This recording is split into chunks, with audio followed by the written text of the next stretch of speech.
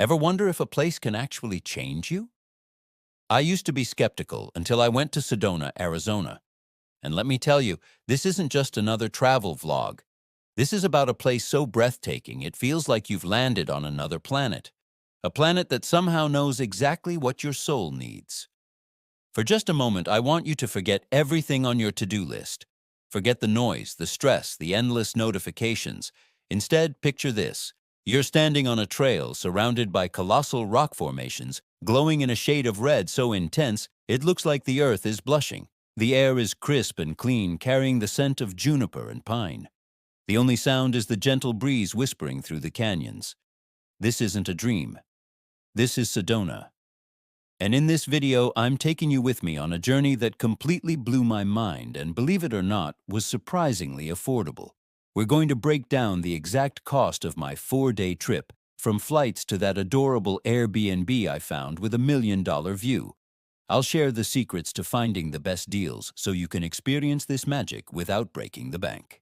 But it's not just about the money, it's about the experience. We're going to hike to the heart of a vortex, a place where the Earth's energy is said to be so strong you can literally feel it buzzing.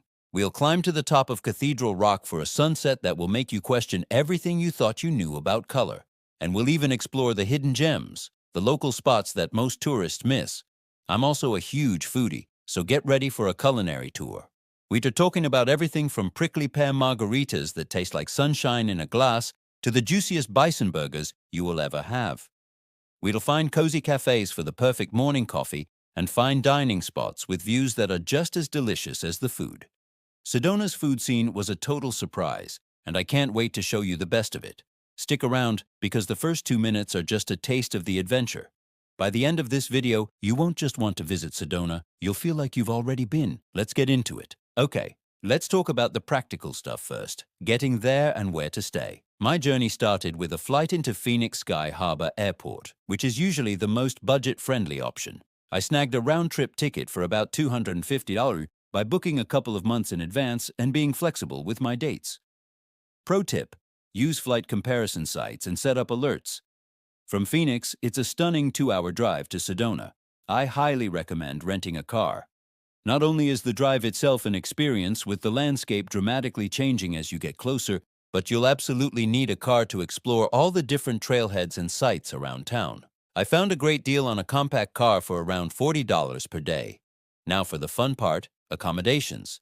Hotels in Sedona can be pricey, especially those with red rock views. So I opted for an Airbnb in the village of Oak Creek, just south of the main uptown area. It was the perfect decision. My little studio cost about $150 a night and had a small patio that looked directly at Bell Rock. Waking up to that view every morning with a cup of coffee in hand was priceless. It was quieter than staying in the hustle and bustle of uptown, but still just a 10-minute drive to everything. I'll drop a link to a similar spot in the description. So for a 3-night stay, my accommodation cost was $450. In total, flights, car, and lodging for my 4-day adventure came out to roughly $820. Not bad for a trip to paradise, right?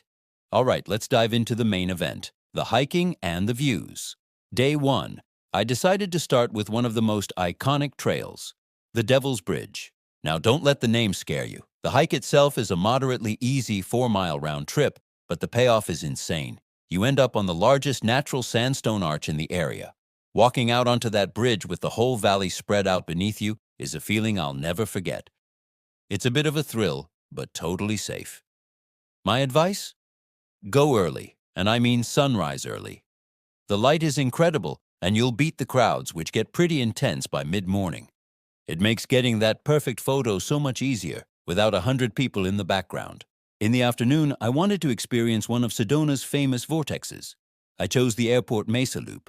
This is a 3.5-mile trail that circles the mesa, offering 360-degree panoramic views of all the major rock formations: Cathedral Rock, Bell Rock, Courthouse Butte, and even the town of Sedona itself. The energy here is said to be very balancing and masculine. I'm not sure if it was the vortex or just the sheer beauty of the place, but I felt incredibly grounded and peaceful. There's a specific spot near the top, the Airport Mesa Scenic Lookout, where many people go to meditate. Even if you just sit on a rock for 10 minutes and soak it all in, it's a powerful experience. The red dirt will get on your shoes, but the red rock views will get in your soul. Day 2 was all about chasing the sunset, and in Sedona there is no better place to do that than Cathedral Rock. This is a short but steep climb. It's more of a scramble in some parts, so you'll need good shoes and to be comfortable using your hands and feet. But trust me, every bit of effort is worth it. When you reach the saddle between the spires, you are rewarded with a view that is simply divine. I found a spot, sat down, and just watched as the sun began its descent.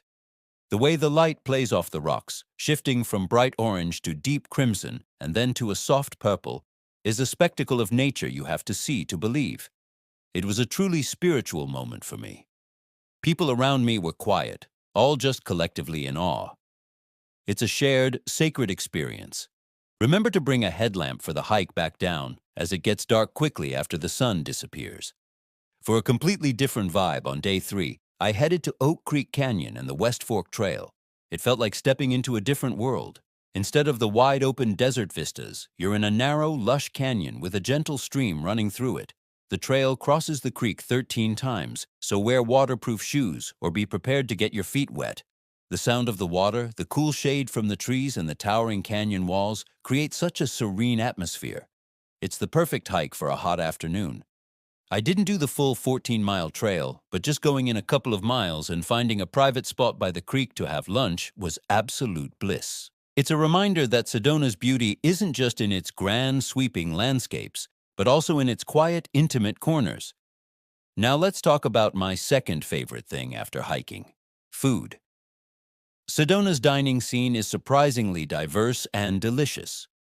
For breakfast, I became obsessed with a place called the Coffee Pot Restaurant. It's a local institution famous for its list of 101 omelets. Yes, 101. I went with the diwil and it was fluffy, cheesy perfection. It's a classic American diner with a southwestern flair, and the prices are super reasonable. For lunch, you have to try the prickly pear cactus fries. I know it sounds weird, but they are amazing. I got mine at a casual spot in Uptown called the Cowboy Club, which has a great historic vibe. And while you're at it, get a prickly pear margarita. The bright pink color is so fun, and the taste is sweet, a little tart, and incredibly refreshing. It's the quintessential Sedona drink. For a memorable dinner, I splurged a bit at a restaurant called Mariposa. This place is all about the views. The entire restaurant has floor-to-ceiling windows that look out onto the Red Rocks, and the patio is just stunning, especially at sunset. The cuisine is Latin-inspired, and everything I had, from the ceviche to the handmade empanadas, was exquisite.